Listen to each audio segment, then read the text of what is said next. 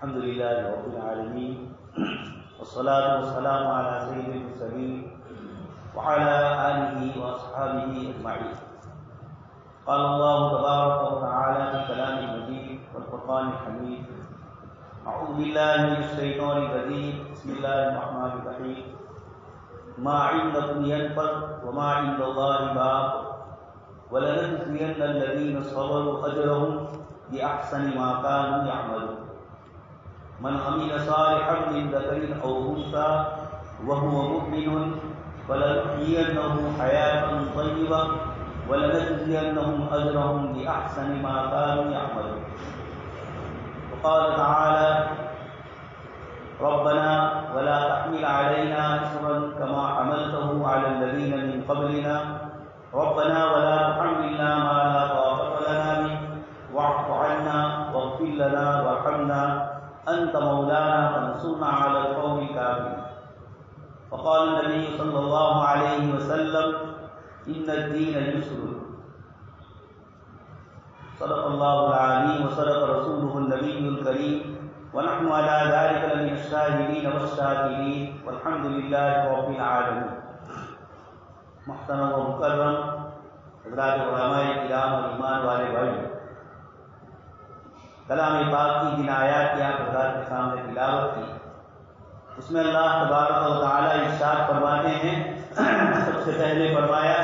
ما عندکم ينفد وما عند اللہ باق. تم لوگوں کے پاس جتنی نعمتیں ہیں، جتنی دولتیں ہیں، جتنے آرام اور راحت کے نقشے ہیں، ما عندکم ينفد، ایک دن اس کو ختم ہونا ہے، فنا ہونا ہے. وما عند اللہ باق،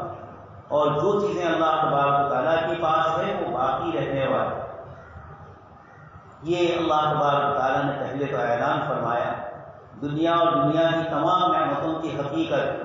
اور انسان کے ساتھ رہنے والی ان تمام چیزوں کے متعلق اللہ پاک نے فرمایا یہ سب ایک دن ختم ہونے ہیں.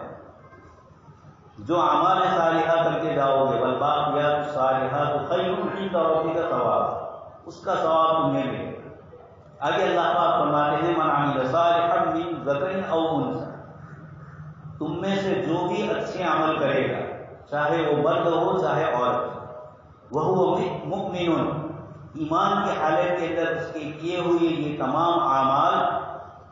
اس کا نتیجہ اللہ پاک فرماتے ہیں: فَلَنُحْيِيَنَّهُ حَيَاةً طَيِّبَةً، ہم تمہیں عمدہ اور پاکیزہ زندگی عطا فرمائیں.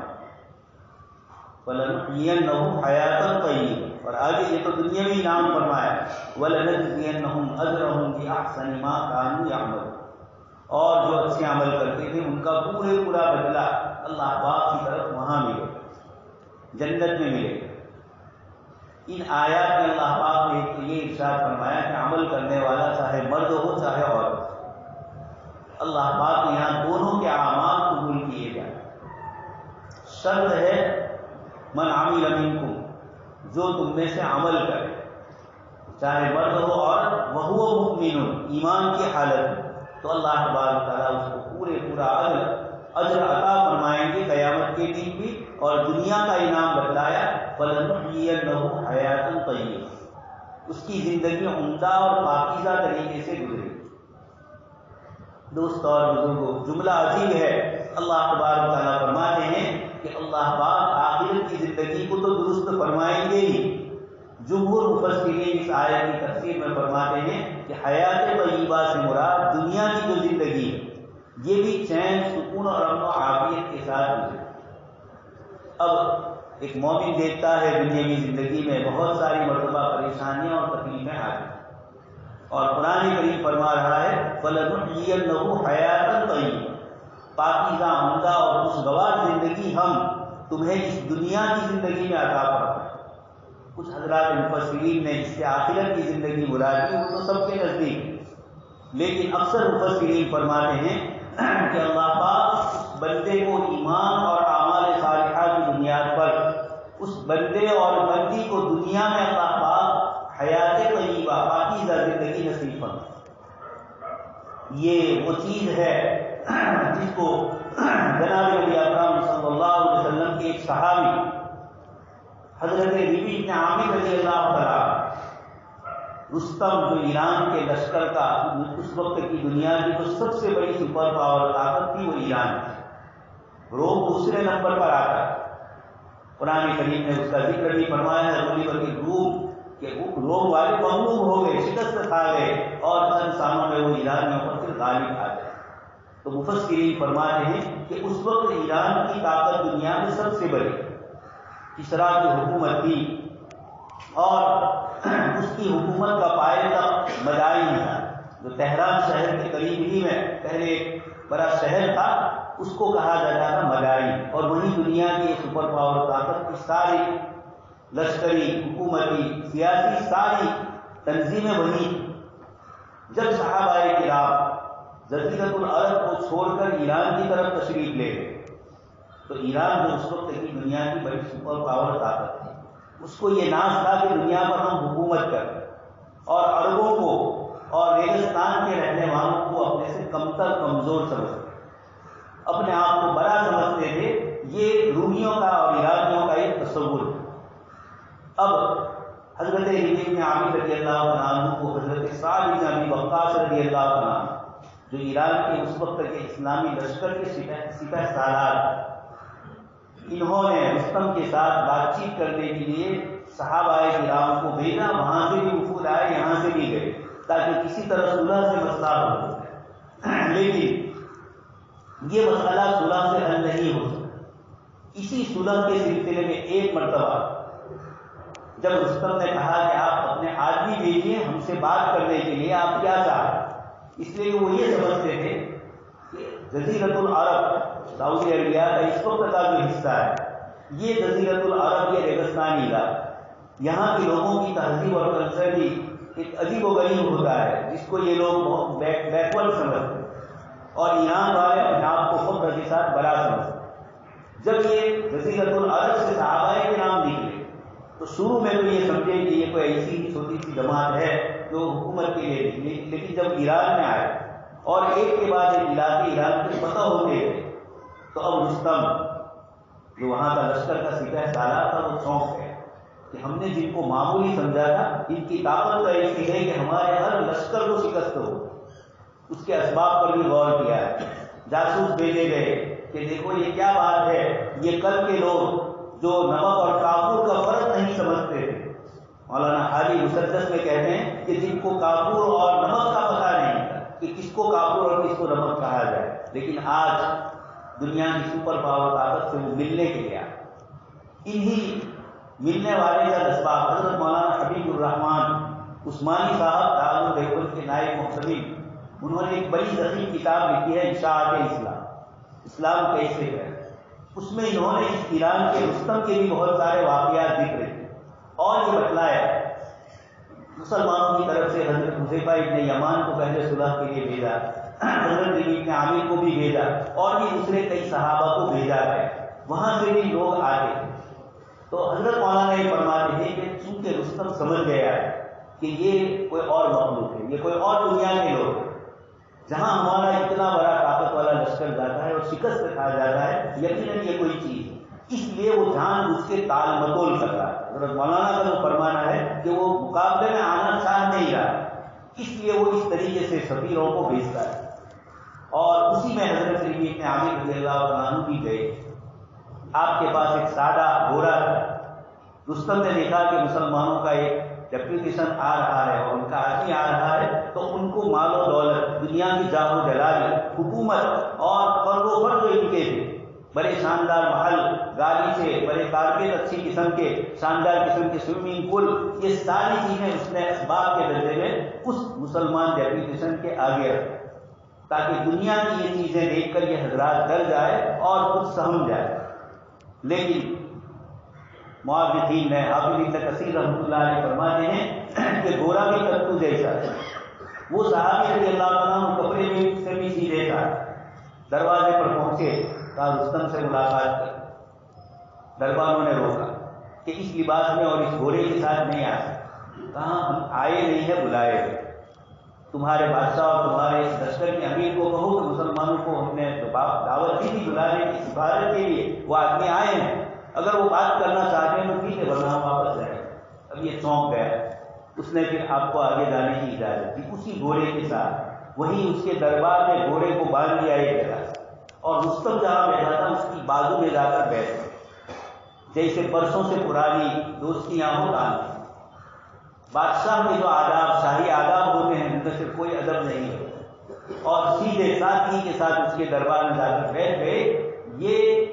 رستم کے لیے سب عجیب تھا, لیکن پھر بھی ان سب چیزوں کو اس نے برداشت. اس کے بعد اس نے پوچھا کہ تم لوگ جزیرۃ العرب میں رہتے,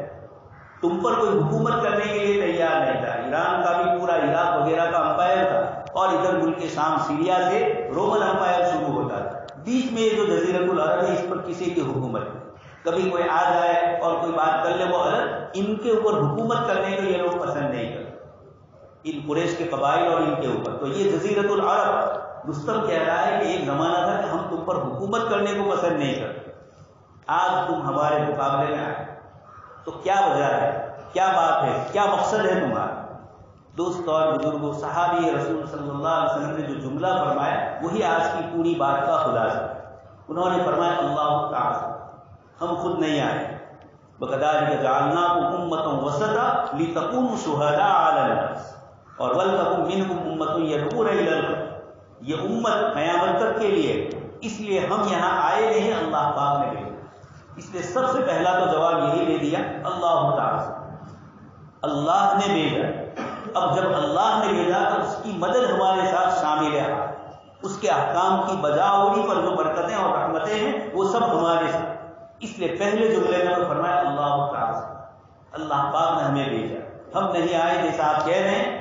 ہم لوگ اسی طرح کے بدو تھے, لیکن اللہ نے ہمیں ایک رسول بھیجے اور انہوں نے ہمیں دعوت دی, تعلیم دی, اور آج ہم تم سے بات کر رہے ہیں. پہلی بات تو یہ فرمائی اللہ تعالی لنخرج من شاء من عبادت العباد الى عبادت اللہ تعالی. ہم اس لیے آئے ہیں تاکہ اللہ کے بندوں کی غلامی سے نکال کر ایک اللہ کی غلامی میں شامل. یہ پہلا جملہ تھا کہ لنخرج من شاء من عبادت العباد یا من عبادت الاوثان الى عبادت اللہ. مخلوق کو پوجنے سے چھوڑ کر ایک اللہ تبارک تعالیٰ کے دربار میں آنے کے لیے اللہ نے ہمیں تمہارے پاس بھیجا. دوسرا بتلایا ومن ضیق الدنیا الی سعتها, دنیا کی تنگی سے نکال کر دنیا کی راحت کی طرف لے جائے. اور تیسری چیز بتلائی ومن جور الادیان الی عدل الاسلام, دنیا کے دوسرے مذاہب میں رعیت کے اوپر اور مذہب کے ماننے والوں پر جو بوجھ اور جو مختلف قسم کی پابندیاں لگائی ہیں جو اللہ پاک کی طرف سے نہیں, یا یہود نے گناہ کر کے اپنے اوپر ان پابندیوں کو ڈلوایا, ان ساری پابندیوں کو ختم کر کے عدل اسلام, اسلام کا جو عدل اور انصاف کا پیمانہ ہے اور پوری اس کی تعلیم جو عدل و انصاف والی ہے اس کی طرف بلانے کے لیے ہم آئے. دوست اور بزرگوں, پہلے دو جملے تو کہ اللہ نے بھیجا ہے تاکہ ہم بندوں کو بندوں کی غلامی سے نکالیں, یہ بھی بہت اچھا جملہ ہے. آخری جملہ بھی بہت شاندار ہے کہ ہم ظلم اور زیادتی سے تمہیں بچانے کے لیے آئے. لیکن بیچ والا جو جملہ ہے یہ عجیب و غریب ہے. صحابی رسول صلی اللہ علیہ وسلم فرماتے ہیں کہ ہم تمہیں دنیا کی تنگی سے نکال کر دنیا کی راحت کی طرف لے جائیں. یہ نہیں فرمایا کہ دنیا کی تنگی سے نکال کر جنت کی راحت کی طرف لے جائیں, بلکہ یہ فرمایا کہ اسی دنیا کی زندگی میں جب ایمان آ جائے گا تو اللہ پاک کی طرف سے دلوں میں چین اور سکون آئے گا اور دنیا کی تنگی اس کے لیے کوئی پریشان کن نہیں ہو. اس لیے صحابی فرماتے ہیں وَمِن ضِيقِ الدُّنْيَا إِلَىٰ سِعَتِهَا, دنیا کی تنگی سے نکال کر دنیا کی راحت کی طرف لے جانا ہے. یہ جملہ ہم ایمان والوں کو آج کے اس مادیت کے دور میں جہاں ہر انسان اچھے سے اچھا بنگلہ, اچھی سے اچھی سواری, عمدہ سے عمدہ نعمتیں مانگ رہا ہے, طلب کر رہا ہے, اس کے لیے رات دن کوشش کر رہا ہے, اور جن کو ملا وہ اس سے فائدہ اٹھا رہے ہیں, یہ سب کچھ دنیا ہے.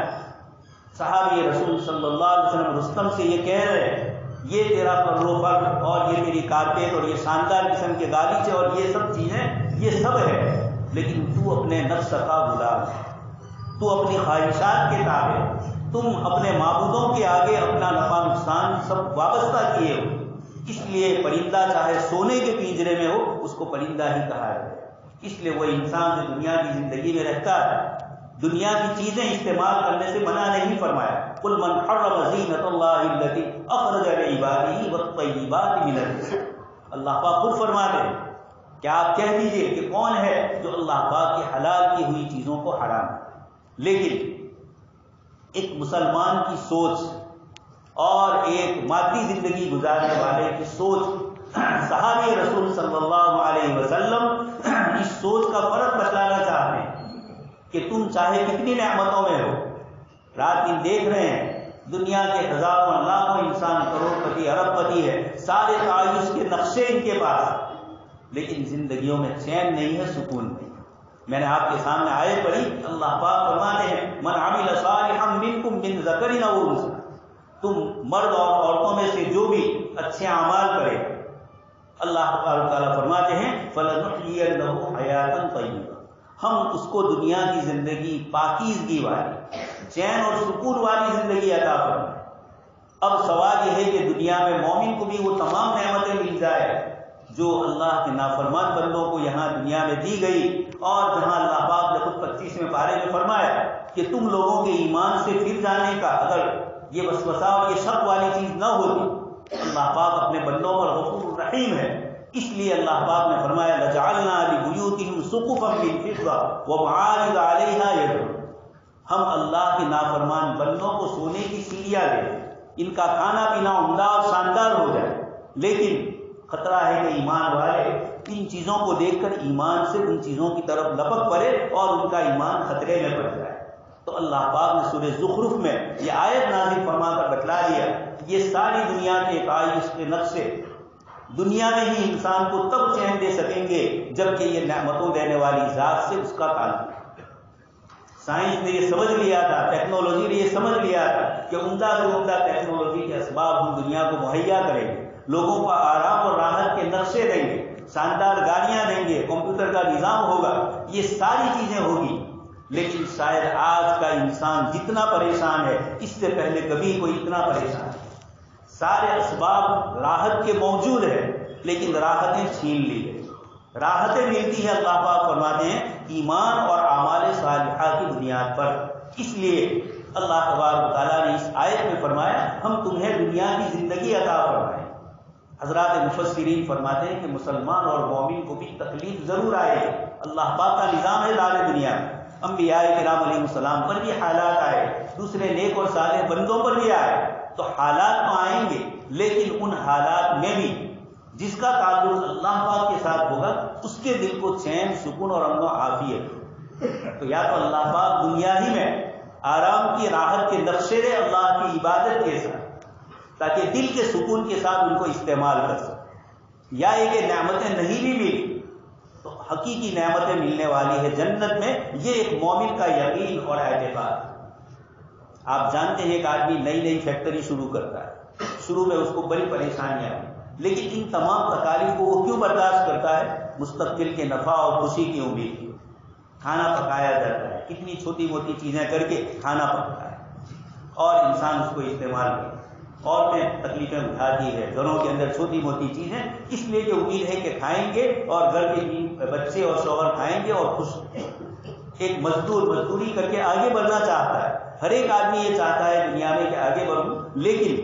حدیث شریف میں فرمایا نہیں،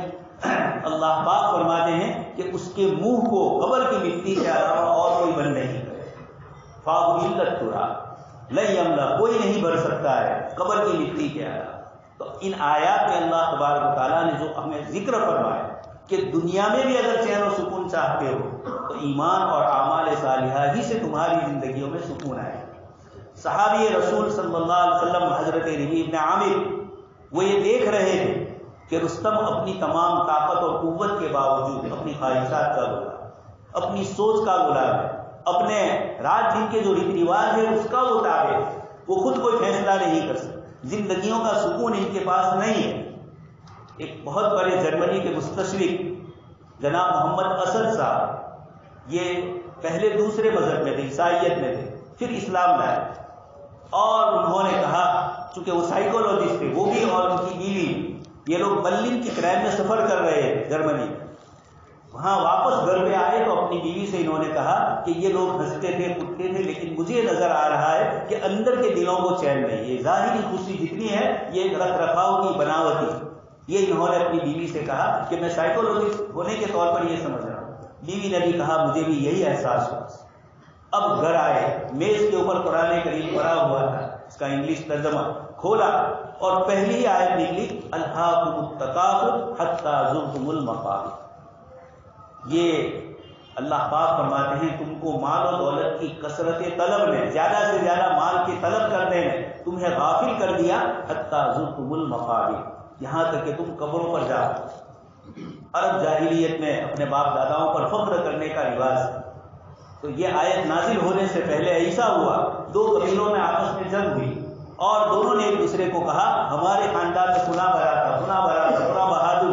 دوسرے قبیلے نے بھی تو قبرستان گئے اور وہاں جو مرے ہوئے تھے ان کی طرف اشارہ کر کے کہا یہ ہمارے خاندان کا فلاں ہے, فلاں ہے. اللہ پاک فرماتے ہیں حتی زرتم المقابر, قبروں تک گئے اور فخر اور غرور کر رہے ہو. جبکہ اس کو پوچھو, شیخ سعدی رحمۃ اللہ علیہ فرماتے ہیں کہ ایک مرتبہ میں ایک جنگل کے راستے سے گزر رہا, میرے پیر سے ایک چیز ٹکرائی. میں نے دیکھا تو کسی انسان کی, مرے ہوئے انسان کی بوسیدہ ہستی. میں نے اس کو دیکھا. شیخ سعدی تو چونکہ بڑے شاعر بھی تھے, انہوں نے کہا کہ وہ کھوپڑی مجھے کہہ رہی تھی منم سرے پر غرور داشت, کہ ایک زمانے میں بھی یہ جو تو اٹھا رہا ہے یہ میرا سر بڑا تکبر والا, میں غرور اور گھمنڈ والا تھا, آج میں قبر میں گیا. تو اللہ پاک فرماتے ہیں الہاکم التکاثر. اس دنیاوی زندگی میں بھی اللہ تبارک و تعالی جناب نبی اکرم صلی اللہ علیہ وسلم کی صفت میں سے ایک صفت فرماتے ہیں وَيَضَعُ عَنْهُمْ إِصْرَهُمْ وَالْأَغْلَالَ الَّتِي كَانَتْ عَلَيْهِمْ.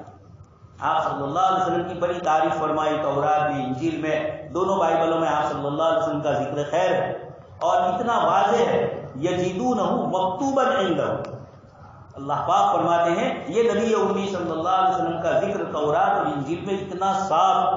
اتنا واضح ہے کہ یجدون قصہ نہیں فرمایا کہ اللہ کے نبی کا قصہ تورات اور انجیل میں, بلکہ اللہ پاک فرماتے ہیں یجدونہ مکتوبا,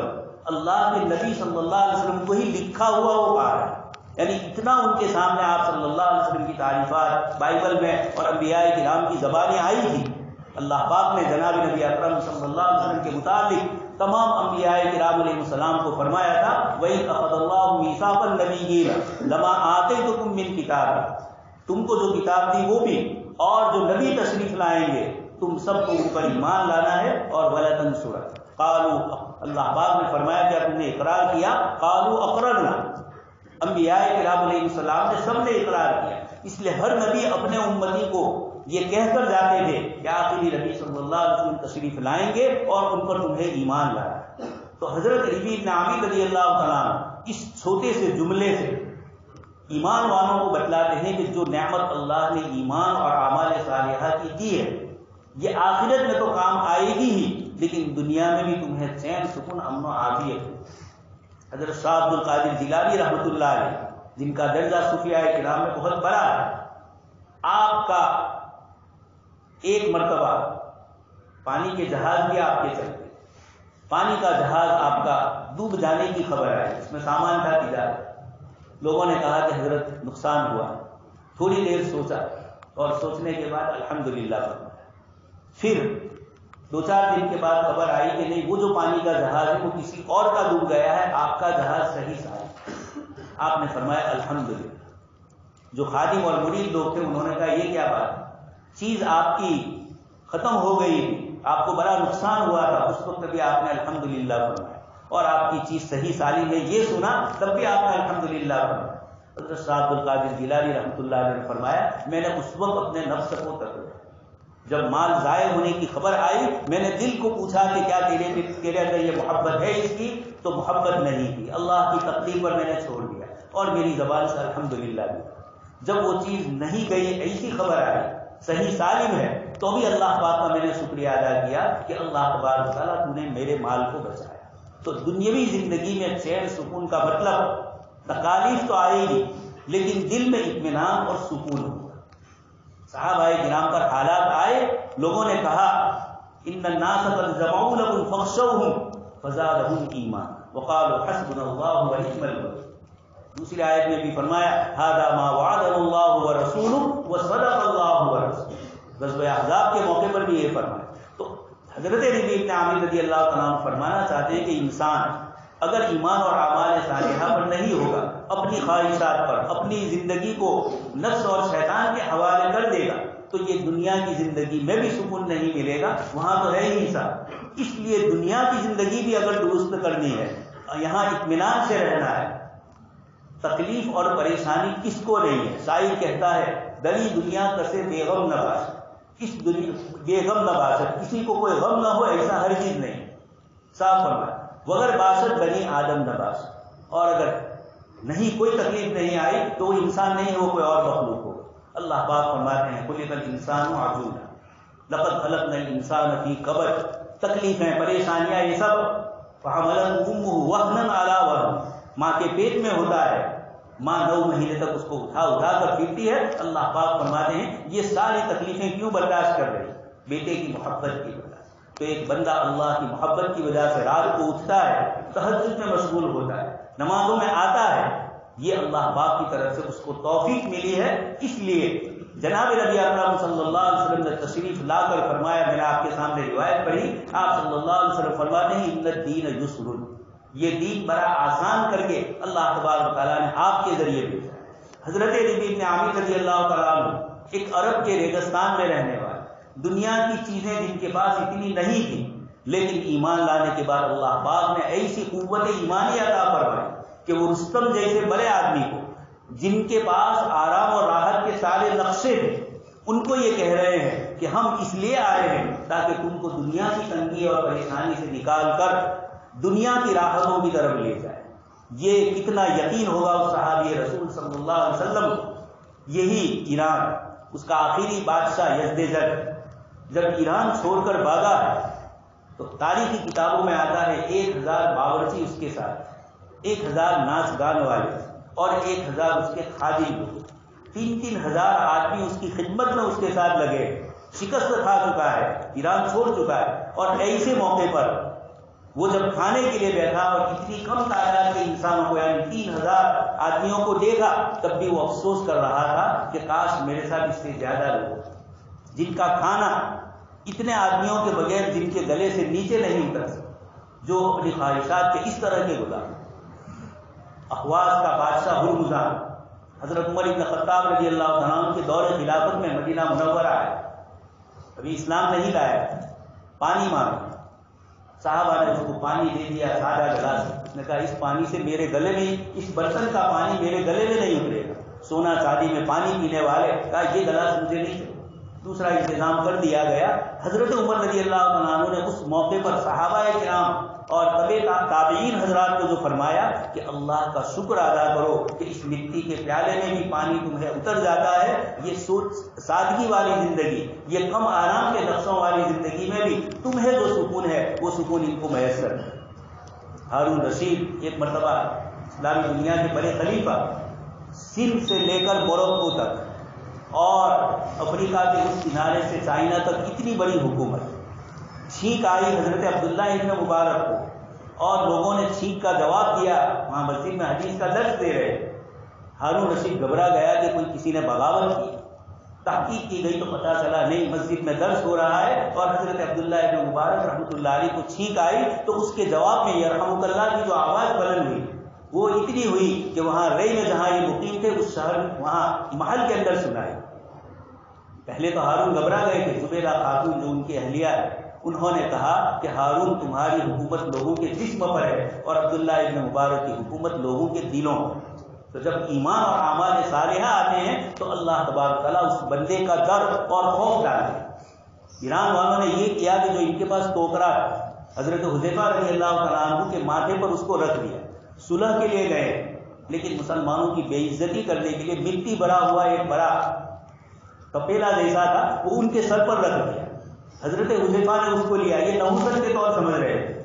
حضرت حذیفہ نے کہا اللہ کا شکر ہے ایران والوں نے اپنی زمین ہمیں پہلے ہی دے،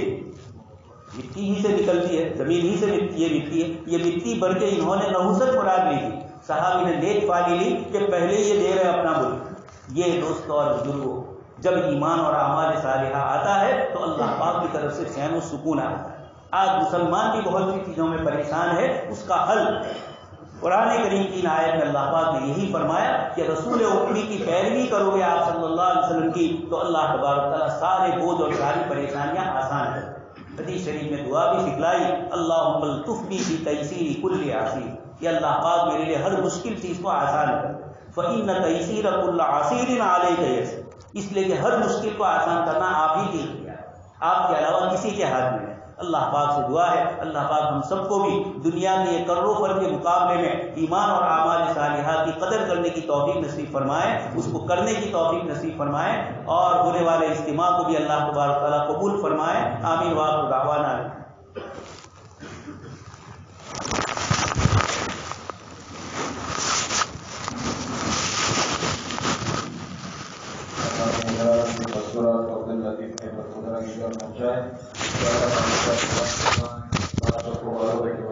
تعمیر کام چل رہا ہے۔